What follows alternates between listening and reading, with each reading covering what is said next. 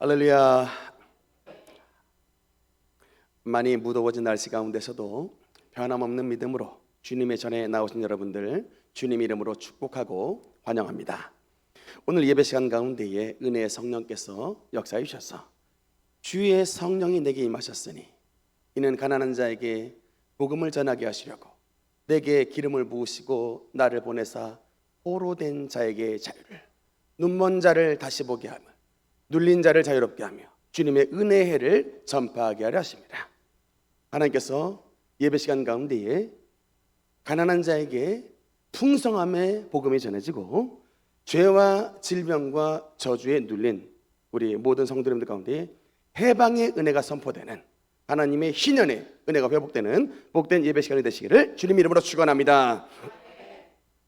지금 저희가 40일 여리고 기도회를 드리고 있는데 며칠째 늦은 시간까지 강행군을 하다 보니까 목소리 컨디션이 좋지 못한 상태입니다. 성도 여러분의 넓은 마음으로 양해를 부탁드리겠습니다.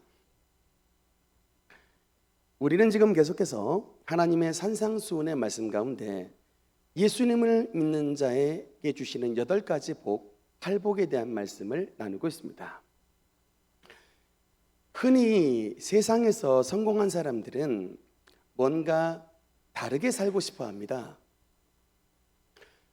보통 사람들이 가진 집, 보통 사람들이 타는 차와는 달리 조금 더 세련되고 조금 더 부티나는 그런 세련된 집, 부티나는 차, 또 부티나는 가방, 부티나는 시계 이런 것들을 자기를 원합니다. 보통 그래서 여러분 좋은 집, 아파트나 건물의 최상부를 뭐라고 합니까? 펜트하우스라고 하죠.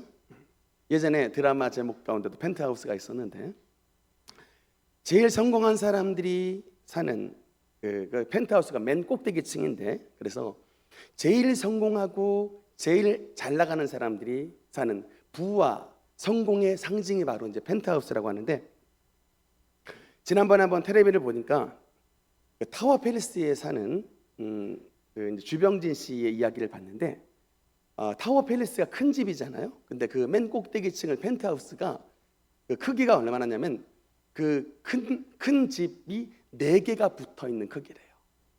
그 펜트하우스 한 동 자체도 자기 집 자체도 큰데 그게 4개가 붙어 있는 그런 크기의 집에서 살고 있다. 한번 구경을 좀 갔으면 좋겠습니다. 얼마나 큰가.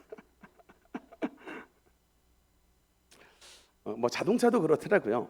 영국의 유명한 자동차 회사 중에 하나가 롤스로이스라는 자동차 회사가 있는데 그 회사는 가끔 어떤 차를 만들어 주냐면 고객의 오더대로 차를 만들어 준답니다. 보통은 찍어낸 차를 타게끔 돼 있잖아요. 근데 이 롤스로이스는 그 성공한 사람들을 위해서 그 사람이 원하는 대로 이게 맞춤 제작을 해주는 당신만의 독특한 차를 만들어 드립니다.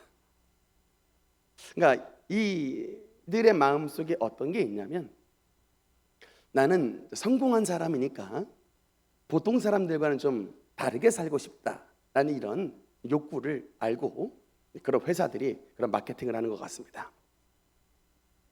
오늘 주님께서 주신 이 8복의 말씀은 산상수훈 안에 있는 말씀인데 여러분 사실 산상수훈은 굉장히 긴 말씀입니다.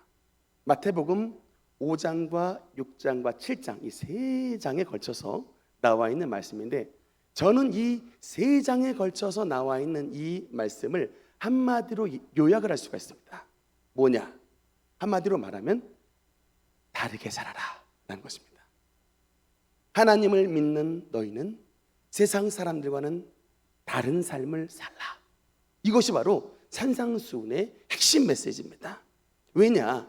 여러분 주님은 우리를 뭐라고 말씀하냐면 우리를 성공한 사람이라고 말하는 거예요.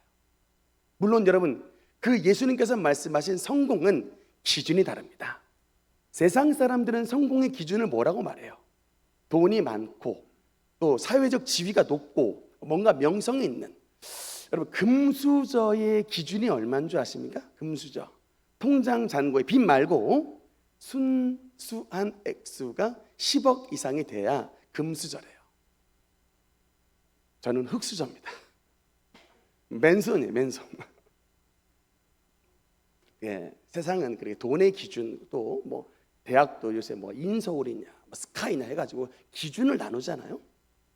그렇게 기준을 두는데 세상 사람들은 돈이나 뭐 대입이나 어떤 사회적인 지위로 성공의 기준을 두는데, 여러분 예수님은 우리를 성공한 사람이라고 말씀합니다. 예수님의 기준이 뭐예요? 예수님의 기준이 뭘까? 우리는 천국 가는 사람이라는 거예요. 하나님의 나라에 들어가는 사람이라는 것입니다. 여러분 예수님이 말씀하신 그 천국에는 주님께서 말씀하실 때 당당함이 있는 거예요. 여러분 예수님이 우리에게 말씀하실 때에 내가 너희를 위하여 처소를 예비하러 가노니 라고 말씀했습니다. 예수님은 건축가세요. 근데 여러분 이 땅에서 뭐 타워 팰리스도 있고 뭐 좋은 집들이 많은데, 이 세상 사람이 아무리 좋은 집을 짓는다고 해도 창조주이신 예수 그리스도께서 만드신 집보다 더 좋은 집을 지을 수 있겠습니까? 아닌 거예요. 내가 너희에게 세상 사람들이 지을 수 없는 더 좋은, 더욱더 아름답고 더욱더 찬란한 너희의 살 집을 주겠다는 거예요. 여러분 세상에 명의가 나타나도 예수님이 우리를 만드신 분이신데 창조주 예수님보다 더 잘 고치는 완벽한 몸을 주실 수 있겠습니까? 그게 안 되는 거예요. 그러니까 예수님은 자신하는 겁니다. 내가 너희를 위하여 처소를 예비하러 가고 눈물도 없고 곡함도 없고 정말 사망도 없는 아름다운 처소를 데리고 가겠다는 겁니다. 여러분 그래서 고린도 후서에 보면은 사도 바울이 천국에 갔다 온 천국 기행에 대한 이야기가 잠깐 써 있어요. 그런데 쓰다가 사도 바울이 펜을 내려놓습니다. 쓰다가 천국에 대한 이야기를 쓰다가 펜을 내려놔 버려요. 왜 그럴까요? 인간의 지식으로 천국을 표현할 수가 없어서 내가 그만두노라 라고 말하는 거예요. 그렇게 아름다운 곳에 예비되어 있는 것입니다. 그래서 저와 여러분은 성공자인 것이에요. 여러분께 한번 질문하겠습니다. 오늘 저녁 예를 들어 가령 7시에 예수님이 오셔서 저와 여러분의 영혼을 데리고 가신다고 했을 때 여러분 정말 천국 들어갈 여러분 구원의 확신 있으십니까? 구원의 확신 있으십니까? 네. 당당하게 아멘할 수 있어야 돼요. 여러분 여기에 아멘할 수 없는 분, 심각한 자신의 존재를 한번 돌이켜 보셔야 돼요. 아멘할 수 없다라고 말하면 여러분 주님 안에서 성공자가 될 수 없는 거예요. 여러분 정말 다른 거 다 잃어버려도 하나님의 나라는 잃어버리시면 안 됩니다. 다른 어떤 것에 실패해도 천국 입성에 실패해서는 안 됩니다. 그래서 주님께서 말씀하신 겁니다. 예수님을 우리는 이미 천국에 들어간 사람이에요. 하나님의 성령이 우리의 심령 가운데 있기 때문에 성령은 하나님의 나라입니다. 성령은 하나님의 나라이므로 하나님의 나라가 우리의 심령 가운데 들어온 사람들이 천국을 누리고 있는 사람들인 것입니다. 그 성령을 받은 사람이 하나님 나라를 들어가게 되는 것입니다. 그래서 항상 여러분 우리가 좀 담력을 가지고 살아야 돼요. 우리 가끔 우리 성도님 얼굴 보면은 폐잔병 생각이 나. 맨날 그냥 어깨 쭉 처져가지고 신세 한탄만 하고 그냥 눈물만 흘리면서, 물론 고난이 닥쳐오면 때로는 그럴 때가 있지만 그건 좀 빨리 떨쳐버려야 되고, 여러분 우리가 이 땅에서 억만금을 가지고 있다 해도 그 억만금이 천국의 문을 못 연다니까요. 여러분 우리가 백세 장수해도요 결국은 다 여러분 그 건강이 천국의 문을 못 연다니까요. 여러분 서울대학 나오고 카이스트 나오고 박사학위 받고 세상 사람들 부러워하는 높은 지위에 올라가도 그 학벌과 여러분 그 우리의 지위가 천국의 문을 못 연다니까요. 그래서 여러분 우리는 성공자인 것입니다. 그런 마음속에 하나님을 향한 확실한 믿음을 가지고 살아가야 담력이 있고 이 세상 가운데서도 예수 그리스도를 믿는 담력 가운데서 승리하는 삶을 살아갈 수 있는 것을 여러분 믿어주시기 바라는 것입니다. 그래서 여러분 오늘 특별히 주님께서 말씀하시는 팔복의 세 번째 덕목 우리 한번 같이 보겠습니다. 5절 말씀 한번 같이 읽겠습니다. 읽겠습니다. 시작. 온유한 자는 복이 있나니 그들이 땅을 기업으로 받을 것이며. 아멘. 일단 이 여러분 온유라고 하는 이 단어 잠깐 뜻 좀 보면요. 온유라는 말은 한자어입니다. 따뜻할 온자에 부드러울 유자. 그래서 그 성품이 따뜻하고 그 사람 대하는 성품이 부드러운 사람을 온유라고 합니다. 그래서 영어로 말하자면 gentle의 명사형 ness가 붙어서 gentleness예요. gentleness. 우리가 자주 쓰는 단어 신사가 뭡니까? 영어로 gentleman이죠. 또 바람 가운데에 막 광풍, 폭풍 이런 거 말고 부드러운 바람, 봄철에 부는 부드러운 산들 바람을 뭐라고 하냐면 gentle breeze라 그래요. 부드러운 바람. 다 어떤 의미입니까? 젠틀이 온화한, 온유한 이런 의미죠. 그래서 이 단어를 이 온유한 자는 복이 있나니라는 온유라는 단어를 헬라어 성경으로 보니까 프라우스라는 단어를 썼더라. 프라우스라는 단어입니다. 한번 따라합시다. 프라우스. 이제 이런 단어를 알면 이제 수준 높은 성도가 되는 거야. 이제 온유가 한자로만 아는 게 아니라 헬라어로 뭔 줄 알아? 이러면 이제 수준 높은 성도가 되는 겁니다. 성경에서 온유라는 단어로 묘사된 두 명의 인물이 있습니다. 구약에 한 명이 있고 신약에 한 명이 있는데 이 두 분 누굴까요? 구약의 인물은 모세고 신약은 예수님입니다.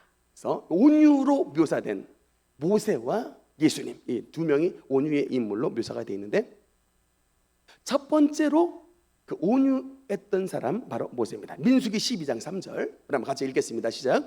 이 사람 모세는 아멘. 이 성경이 참 너무 표현이 멋있죠. 모세는 온유한 사람이었더라 라고 말씀하지 않고 모세의 온유함은 뭐라고 말합니까? 지면에 서 있는 모든 사람들보다 그 온유의 레벨이 게이지가 훨씬 더 위에 있더라라는 거예요. 여러분 이것은 하나님께서 뭘 보신다는 얘기입니까? 비교를 하신다는 것이죠. 하나님은 신앙생활을 비교하십니다. 그러니까 여러분의 신앙생활이 잘하는 것 같지만 하나님이 항상 게이지를 따져보신다는 거예요. 우리의 사랑의 게이지, 우리의 화평의 게이지, 우리의 온유의 게이지를 하나님이 항상 비교해 보셔서 누가 제일 뛰어난지를 하나님께서 평가하신다는 거예요. 평가하신 다음에 어떻게 하시겠습니까? 하나님께서 은혜를 베풀어 주시는 것입니다. 그럼 시험 잘 보면 좋은 대학 가죠? 상이 따르는 것처럼 하나님의 시험을 통과하면 하나님의 은혜와 축복이 여러분의 삶 가운데 나타나게 되게 되는 것입니다. 근데 여러분 이게 사실은 모세를 온유함이 승한 자라고 말을 하는데 여기에서 말씀하시는 온유라는 것은 단순하게 부드러움 또 단순하게 착한 이런 의미를 이해하는 것이 아닙니다. 그런 의미로 말씀하시는 것이 아닙니다. 그러면 성경에서 말씀하시는 온유가 대체 어떤 뜻이냐? 하나 예를 한번 들어볼게요. 여러분 세계사에서 등장하는 유명한 말이 있습니다. 여러분 말에 대해서 관심이 있으세요? 말 타보신 적이 별로 없어가지고 말에 관심이 좀 없는 것 같으신데 동양과 서양을 대표하는 말들이 있습니다. 동양에서 가장 유명한 말이 뭐예요? 삼국지에 적토죠. 적토. 여포가 닿다가 나중에 관우가 다는 이 적토라는 이름의 말이 있는데 서양을 대표하는 말이 혹시 뭔지 아십니까? 서양을 대표하는 말 부케팔로스라는 말이에요. 들어보셨습니까? 부케팔로스 처음 들어보셨죠? 이게 누가 탔던 말이냐면 알렉산더 대제가 탔던 말입니다. 근데 알렉산더가 왕자예요. 아버지가 필리포스인데 마게도니아의 왕이었는데 하루는 파르티아의 상인이 말 한 피를 끌고 왔습니다. 그게 바로 이제 부케팔로스인데 이게 성미가 대단히 사나운 말이긴 한데 힘이 끝내주게 좋고 하여튼 대단히 명막이긴 한데 도무지 등에 누구를 앉히지를 않는다는 거예요. 그런데 명마니까 왕이시여 좀 사주옵소서라고 했는데 필리포스가 딱 보니까 너무 이 말이 성미가 사나우니까 안 산다고 딱 했는데 이때에 알렉산더가 딱 나왔는데 알렉산더가 당시의 나이가 12살이었대요. 12살의 소년이 딱 가서 이게 근데 관찰력이 대단했나 봐. 딱 봤는데 이 부케팔로스가 왜 사납게 구는지를 이유를 알았답니다.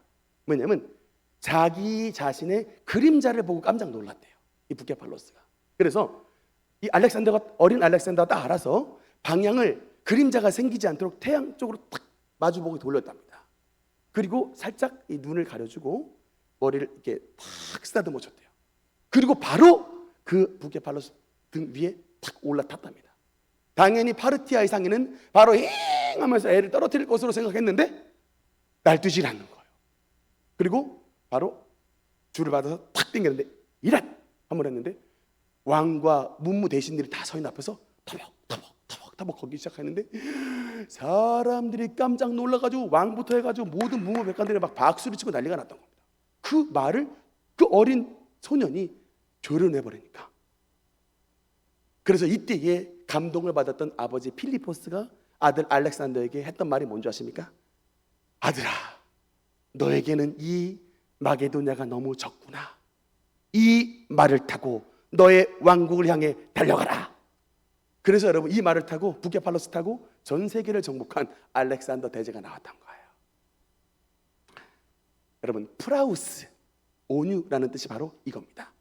약한 게 아니고요, 그냥 부드러운 게 아니고 엄청나게 강인한 힘이 있는데 그 엄청나게 강인한 힘이 주인 앞에서 길들여진 통제력, 그것이 바로 여러분 온유의 의미입니다.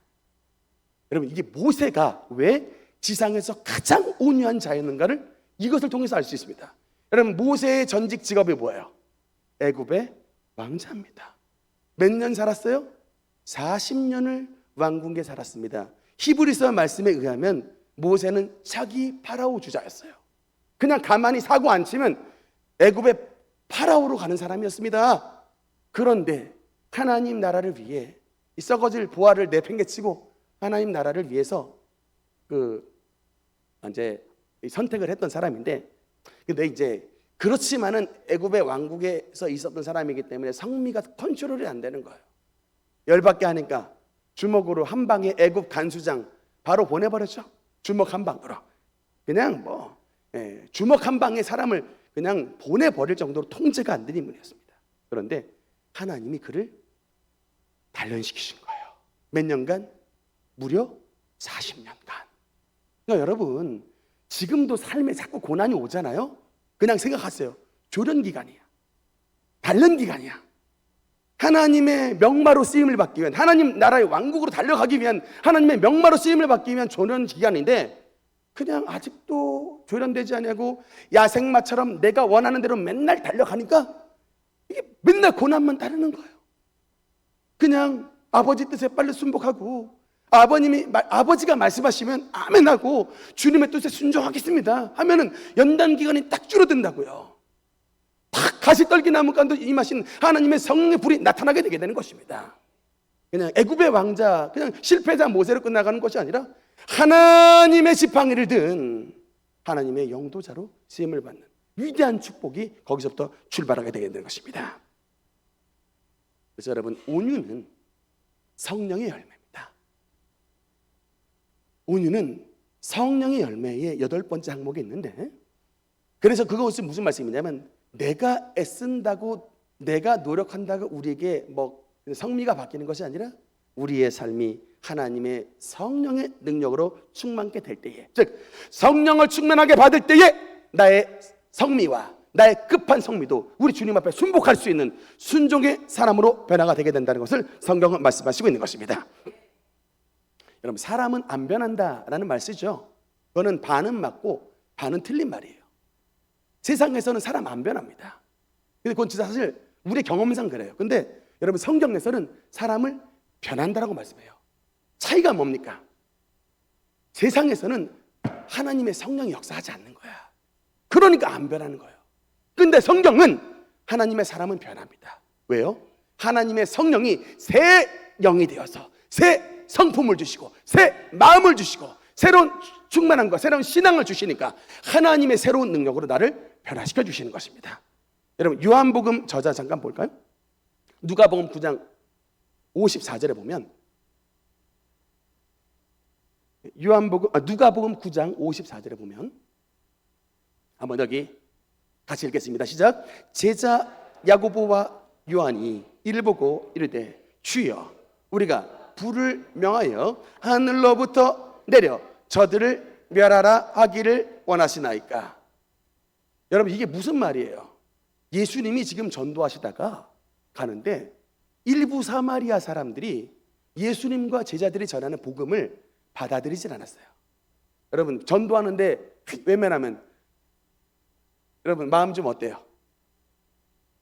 화가 나실 분도 있죠. 어떤 분들은 제가 막 전도지 나눠주다 보면 그냥 곱게 거절하면 당연히 괜찮은데 막 준 것을 땅바닥에 내비켜서 막 발로 막 짓이겨 버리는 분이 계시더라고. 그러면 제가 이때 누가복음 9장 45절에 야고보와 요한이 왜 그랬는지를 생각을 하는 거예요. 야고보 요한이 이를 보고 거절한 겁니다. 이를 보고 주여 우리가 불을 내려가지고 하늘로부터 저들을 그냥 완전히 살라버리기를 원하십니까? 라고 얘기한 겁니다. 거절을 다. 그러니까 참 여러분 거절은 사실은 우리에게 참 힘든 순간이에요. 가족에게 거절당하고 사랑하는 사람에게 거절당할 땐 참 어렵습니다. 근데 이것 때문에 야고보와 요한이 예수님께서 붙여주신 별명을 받는데 보아너게 우레의 천둥의 아들이라는 뜻입니다. 그래서 불명예스러운 별명이죠. 사랑의 아들이 되어야 되는데 얼마나 그냥 막 혈기가 방장했으면 보아너게라고 이름을 붙여줬을까. 근데 여러분 이렇게 예수님의 공생의 기간 동안에 조금만 수틀리면은 그냥 확 그냥 불같은 성미로 그냥 다 살라버리겠다 이렇게 나왔던 요한이 나중에 여러분 말년에 요한 1서를 썼을 때에 그 요한이 어떻게 바뀌었느냐. 요한 1서 4장 7절의 말씀을 보니까 7절 한번 읽어보겠습니다. 시작. 사랑하는 자들아 우리가 서로 사랑하자. 사랑은 하나님께 속한 것이니 사랑하는 자마다 하나님으로부터 나서 하나님을 알고. 아멘. 여러분 성경에서 가장 사랑, 아가페, 사랑이라는 단어가 가장 많이 나오는 서신이 바로 요한일서입니다. 왜 하나님이 요한에게 이 사랑이라는 단어를 가장 많이 쓸 수 있도록 특권을 주셨을까? 요한이 진짜 사랑의 사도로 변화되기 때문에 그렇습니다. 원래부터 성미가 좋았던 사람이 아니라 원래는 보아너게였는데 하나님의 성령을 너무나도 충만하게 받으니까 사람 자체가 인생 자체가 사랑 덩어리로 변화가 되는 거예요. 예수님이 끝까지 그 영혼을 지켜주셔서 다른 제자들은 다 순교하는데 사랑의 사도 요한만큼은 순교도 허락하시지 않는 거예요. 일설에 의하면 도미티안 황제가 사도 요한을 죽이려고 큰 가마를 끓여가지고 기름에 빠뜨려 죽이는 형벌을 사람들 다 모였을 때 그렇게 죽이려고 했는데 떨어뜨리면 또 바깥으로 나오고 떨어뜨리면 바깥으로 나오고 근데 그 떨어뜨리는 순간에 하늘의 천사가 내려와가지고 3번이나 그 기름가마에서 탁 떨어뜨려 버리는 마치 다니엘과 새 친구와 같은 그런 역사가 나타났다는 거예요. 일설에. 그래서 도미티안이 그 모습을 보고 야 신의 아들인갑다. 건드렸다간 우리 제국에 화가 임할 것이니 죽이지 말고 반모섬으로 유배 보내. 그렇게 됐던 거예요. 여러분 그러니까 우리가 사랑의 사람이 되면 하나님의 은혜로 변화받은 인생이 되면 하나님은 저와 여러분의 모든 삶의 환난에서 우리를 건져내 주시고 하나님의 놀라운 축복으로 함께 해주시는 것을 기억해 주시기 바라는 것입니다. 초신자 여러분께 한번 말씀을 좀 드리고 싶은 게 있습니다. 우리 초신자 성도님들도 앉아 계신데 여러분이 그래도 초신자지만 신자가 되었다라는 것은 무엇을 의미하냐면 하나님의 은혜가 여러분에게 공급됐던 적이 있었다라는 거예요. 물론 현재 진행형이면 더 좋습니다만 하나님의 은혜를 받은 사람들이었다라는 겁니다. 근데 여러분 많은 초신자분들이 하나님의 은혜를 받아가지고 교회에 오시기는 하는데 근데 교회에 신앙생활을 하면서 그 받았던 은혜를 간직하지 못하고 많은 경우 시험과 환난 속에 살아가시는 분이 많아요. 의문입니다. 분명히 하나님의 은혜를 받아서 병고침도 받고 하나님의 은혜를 받아서 불면증도 해소됐고 하나님의 은혜를 받아서 어떤 물질적인 어려움에서도 벗어나는 은혜를 체험했는데 왜 오늘 지금 나는 하나님의 은혜 가운데 거하고 있지를 못하는가? 교회는 나오는데 왜 은혜는 못 받고 있는가? 라는 질문이 우리에게 있을 수 있습니다. 여기에 여러분 우리가 뭐라고 대답을 할 수 있을까요? 교회는 나오는데 왜 은혜를 누리지 못할까? 여러분, 여기에는 눈에 보이지 않는 악한 영이 존재하여 하나님의 은혜로부터 우리를 떨어뜨리려고 하는 세력이 존재하고 있기 때문인 것입니다. 저는 초신자와 초신자 아닌 이제 기존 성도, 발전한 성도의 기준, 분기점을 이것으로 삼습니다. 영적 세계에 대해 아느냐 모르느냐. 이거 모르면 초신자예요. 이거 모르면 그냥 교회는 왔는데 악한 세계, 악한 영, 이것에 대한 존재를 전혀 알지 못하고 그냥 교회만 다니고 있다. 이건 여전히 초신자입니다. 10년을 다녀도 초신자예요. 근데 1년을 다녔지만 이 세력을 존재를 알면 이제 그건 초신자에서 올라선 겁니다. 진짜 하나님의 백성이 된 거예요. 이것에 대한 여러분 지혜와 이것에 대한 감각이 열려야 됩니다. 여러분, 이 악한 놈은 마귀에게 속한 자들이에요. 이들의 목적이 뭐냐? 하나님의 사랑으로부터 우리를 떨어뜨리는 것입니다. 그리고 어떻게 하든지 다시금 하나님으로부터 분리시키는 거예요. 그래서 그들이 주는 게 시험입니다.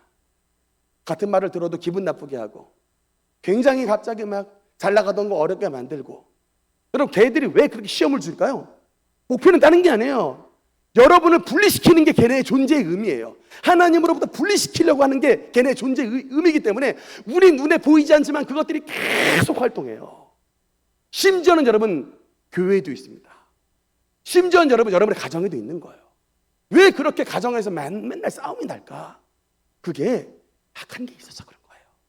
그것을 그렇게 접근해 들어가야 여러분이 이제 주님의 방법대로 들어가게 되는데, 그런 일이 벌어지는데 자꾸 세상 사람들처럼 자꾸 그냥 상담만 받아보려고 하고 자꾸 인간적으로 너는 왜 그러냐고 자꾸 잔소리만 하니 가정이 회복이 되는 것이 아닙니다. 제가 말씀드렸죠? 여러분, 온유함, 이 오는 성령의 열매이기 때문에 하나님의 성령께서 여러분의 심령 가운데 역사해 주셔서 여러분의 심령을 새롭게 변화시켜 주시고 여러분의 가정을 새롭게 변화시켜 주시고 우리 교회를 새롭게 변화시켜 주셔야 여러분의 삶 가운데 주님의 온유의 성품이 나타나게 되게 되는 것입니다. 하나님의 성령께서 우리를 만져주셔야 돼요. 우리 지금 여리고 기도회를 하고 있는데 깜짝 놀랐습니다. 왜냐하면 여리고 기도회에 지금 계속 하나님의 은혜 가운데 지금 달려나가고 있는데 왜 깜짝 놀랐냐면 예배 끝나고 나서 연락이 와요. 근데 영적인 체험을 너무나도 많이 하는 거야. 우리 어린아이가 한번 교회에서 봤는데 같이 왔던 아이인데 교회 내에 있는 그 악한 영을 봤대요. 근데 그게 잠깐 보인 게 아니라 10초간 보였답니다. 깜짝 놀랐대요. 얘가 막 머리통하고 몸통만 보이고 팔다리가 안 보이는 건데 시커먼 물체가 저기 구석에 있더라고. 그 방향을 알려드리면 여러분 괜히 불안할까 봐 방향을 알려드리지는 않겠습니다만 나갔어요. 괜찮아요. 걱정하지 마시고. 그러니까 이게 벌써 딱 뭔가 안 되게, 우리 그때 교회의 부흥을 가로막는 세력들 막 물리셨고 교회를 자꾸 성도들끼리 사이 나누게 하는, 오해하게 하는 이런 영들 막 열심히 물리셨거든요. 세상 사람들이 보면 바보짓이에요. 도대체 뭐 하는 거냐, 잠도 안 자고 막 새벽 2시, 3시까지 했는데 뭐 하는 거냐요. 여기 캠핑하고 있더라고요. 여기 애들은 캠핑하고 있는데 우리 새벽 3시에 막 기도하고 있는 거예요. 쟤들이 봤을 때 쟤들 뭐 하는 것이냐 할 거예요. 근데 여러분, 우리는 이걸 알아요. 우리의 평화, 우리의 은혜는 하나님의 성령으로부터 받는 것인데 그 성령의 은혜를 막는 악한 놈들이 존재하고 있기 때문에 예수 그리스도의 보혈과 성령의 능력으로 이것들을 쫓아내야 하나님의 평강과 주님의 은혜와 사랑이 우리에게 온다는 것을 확신하고 있기 때문에 밤에 잠을 안 자고 철야 기도를 하는 것입니다. 그래서 정말 많은 사람들이 은혜 체험을 했더라고요. 아이들부터 어른에 이르기까지. 정말 참 그래서 여러분, 우리가 하나님의 은혜를 체험하려면 영적으로 들어가야 된다. 영적으로.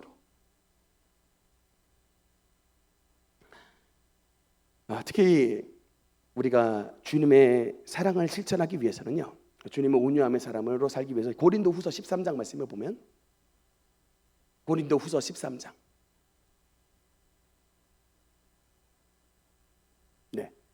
4절 말씀 한번 같이 읽겠습니다. 시작. 사랑은 오래 참고 사랑은 온유하며 시기하지 아니하며 사랑은 자랑하지 아니하며 교만하지 아니하며. 아멘. 여러분, 그냥 이 온유의 성품이 왜 중요하냐? 이것이 바로 사랑의 구성 요건인 거예요. 주님의 사랑이 있는 사람은 온유하다는 것입니다. 반대로 여러분, 내가 맨날 사랑합니다 하면서도 집안에서 맨날 화를 달고 사시는 분 계십니까? 사랑은 온유하며를 기억하시기 바랍니다. 정말 하나님의 사랑이 있는 곳에는 여러분 이겨야 되는 거예요. 그 온유함으로 우리의 화와 우리의 분노와 우리의 혈기를 이겨내야 되는 것입니다. 그래야 여러분 우리의 신앙을 주님께서 인정해 주시는 거예요. 그러니까 신앙인들 가운데서 맨날 끄떡하면 화를 내시는 분들이 있습니다. 맨날 욕을 달고 사시는 분이 있어요. 그럼 정말 제가 다시 한번 집에 가셔서 고린도전서 13장 사랑장을 다시 한번 읽어보시기 바랍니다라고 권해드리고 싶어요. 여러분, 사랑은 온유한 것입니다. 이 주님의 위대한 사랑을 받은 사람은 성품이 온유함으로 나타나는 거예요. 조금 수틀린다고 맨날 화가 내고 맨날 그렇게 사랑하는 가족들에게 상처 주지 않는 것입니다. 그렇게 하지 않아야 되는 거예요. 여러분, 사랑하는 사람에게 온유함으로 나타내야 됩니다. 이것이 여러분 영혼을 구원한다고요. 여러분, 예수님께서 삭개오를 변화시켰을 때에 사실은 삭개오가 살았던 성읍이 뭔지 아십니까? 여리고 성이에요. 여러분, 우리 지금 여리고 기도하는데 여리고 정복할 때에 여러분 예수님의 사랑의 능력이 여리고를 무너뜨리는 것입니다. 그 여리고 성에서 살았던 세리장 아닙니까? 세리장이 뭐예요? 돈으로 자기 인생을 바꿔버린 사람입니다. 수전노예요. 무슨 욕을 먹어도 돈이 최고다 라고 살았던 사람이에요.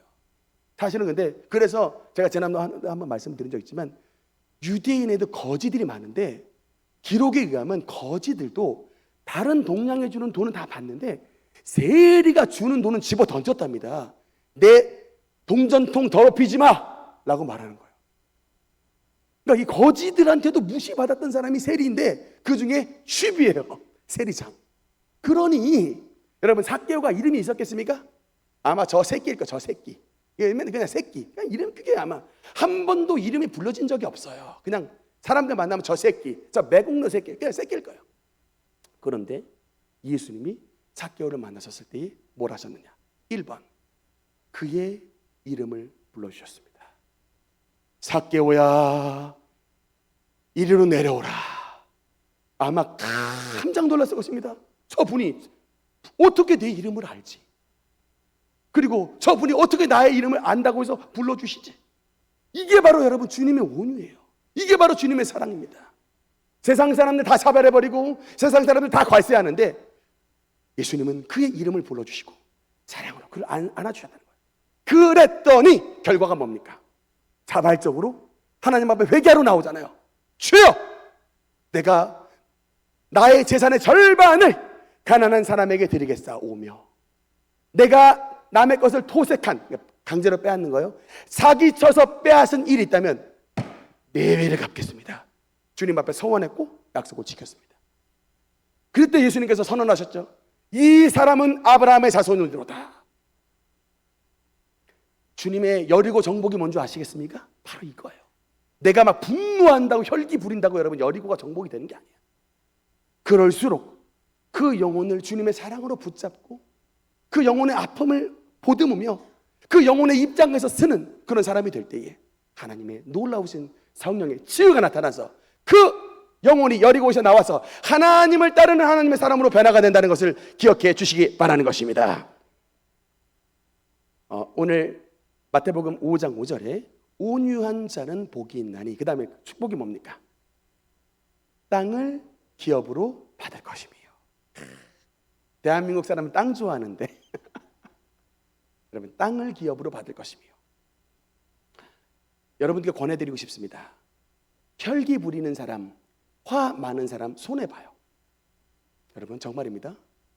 혈기 많고 화 많은 사람들 손해봅니다. 그래서 혈기가 막 확 올라올 때 있잖아요. 이 순간 어떻게 이길 수 있느냐? 물론 하나님의 성령께서 눌러주셔야 이길 수 있지만 조금 머리를 써서 손해보지 말아야겠다. 그렇게라도 좀 참으시라고. 저도 인생 가운데 살 때에 참 많은 시험의 순간들이 있었습니다. 정말 이게 좋은 길 걸어온 게 아니에요. 군대에 있을 때도 그렇고 제대에서도 그렇고 신대원 다닐 때도 그렇고 참 많은 어려움들이 있었는데 특히 제가 신대원에 다닐 때 그 시기가 살이 제가 급격히 쪘던 시기예요. 그러니까 원래 제가 몸무게 공개를 좀 하자면 원래 한 74kg 정도 됐었는데 그 시기 때 80대를 돌파해 버렸습니다. 그러니까 왜 그랬냐면 개척을 했는데 덕운동에 개척을 했을 때 사례비가 있어야 말이죠. 사례비가 없어서 이제 학원에 나가서 강의를 함으로써 이제 용돈벌이를 했는데 학원을 마치고 집에 돌아오면 밤 12시예요. 근데 여러분 강의를 한 6시간 강의하면요 배가 엄청 고픕니다. 12시 오면 그냥 잠이 안 와요. 배고파서 힘들고 꼭 먹어야 돼. 그래서 밥을 먹고 잠을 자면 새벽 1시에 잡니다. 누워요. 그럼 몇 시에 일어나야 되냐? 4시 반에 일어나야 돼요. 첫 차 타고 저기 사당역에 있는 그 셔틀버스를 6시 반에 타야 돼요. 그 차를 놓치면 이제 저는 양지에 있는 신대원을 이제 못 가는 거야. 무조건 타야 돼. 6시 반까지 도착을 해야 돼. 무슨 수를 써서라도 타야 되기 때문에 첫 차는 무조건 타야 돼. 하여튼. 그래서 4시 한 40분에 일어나가지고 차를 타고 갑니다. 그러니까 하루 잠이 너무 모자르는 거예요. 그리고 학교 도착하면은 수업이 제대로 되겠습니까? 어려운 수업 봤는데. 그러니까 맨날 수업 시간에 어떻게 되냐 그냥 듣다가 특히 좀 집중 안 되는 수업 시간엔 막 이렇게 막 꾸벅꾸벅 하는 거예요. 근데 하루는 이 모습이 너무 좀 한심해 보였나 봅니다. 어떤 전도사님이 당시에 저를 탁 서 전도사님 잠깐 나랑 좀 얘기 좀 하자고. 그래요. 막 정색을 하면서 전도사님 지금 이렇게 학교에서 졸고 있는 거 부모님이 아십니까?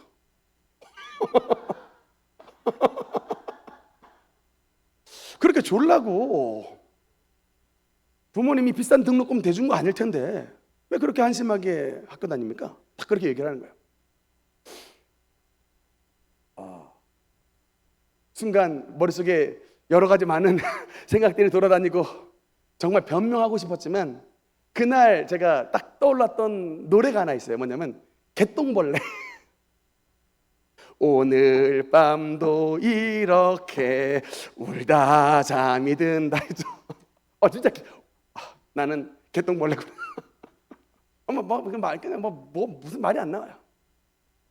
그냥 근데 제가 또 말씀을 알았고 전도사님 나름대로 또 내가 또 한심해 보였을 테니까 그렇게 말을 했겠지 하지만 속으로는 네가 지금 신대원 1학년 때 개척한 심령을 아느냐? 네가 하루에 잠 3시간도 못 자고 왔다 갔다 하는 것을 아느냐? 저도 막 말하자면 한도 끝도 없이 말할 수가 있는데 그냥 꾹꾹 잘 참고 온유한 자 복이 있나 그냥 넘어갔습니다.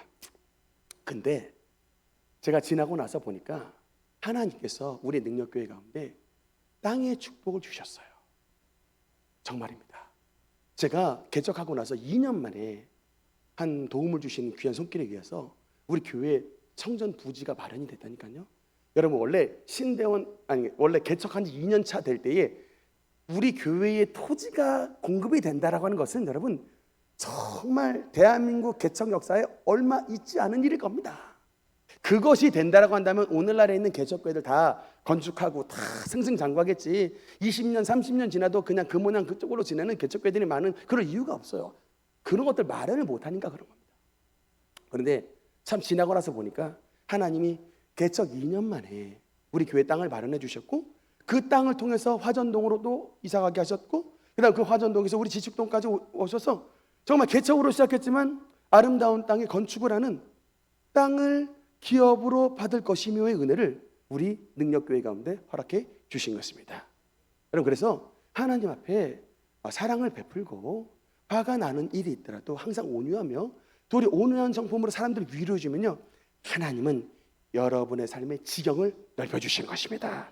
땅을 기업으로 받을 것이며의 말은 단순하게 땅만 주신다는 것이 아니라 땅으로 상징되는 하늘의 신령한 은혜와 이 땅의 기름진 복을 전체를 하나님께서 다 허락해 주신다는 것입니다. 어디에요? 여러분의 학업에, 여러분의 사업터에, 여러분의 직장생활 가운데에, 여러분의 가정에 하나님께서 땅을 기업으로 받을 것이며의 은혜를 베풀어 주시는 것입니다. 여러분 주님께서 건물을 지으시는데 그 건물이 어디에? 땅이 있어야 지을 거 아니에요. 여러분 땅이 있어야 하나님께서 여러분의 건물을 지어주시지 않겠습니까? 이 땅 가운데 주님 앞에 드리는 모든 헌신과 모든 열심과 이 분노 가운데서도 참 수그리며 주님의 사랑으로 하나 되게 만드는 이런 모든 열심이 하나님 나라에 여러분의 땅의 지경을 더욱더 넓혀주는 야베스의 축복을 받게 하는 지름길인 것입니다. 말씀의 결론을 맺겠습니다. 사랑하는 성도 여러분, 온유함은 단순한 부드러움과 약함이 아니라 여러분의 모든 강함과 여러분의 가지고 있는 모든 장점이 나를 위해서가 아니라 나의 주인이신 하나님을 위해서 컨트롤되는 상태가 바로 여러분 온유라고 하는 것입니다. 정말 오늘날 대한민국 교회 안에 이 온유의 능력이 필요합니다. 왜냐? 너무나도 많은 사람들이 다 자기를 위해서 달려가고 있지만 하나님 나라를 위해서는 뭐 하나 희생하려고 하지를 않아요.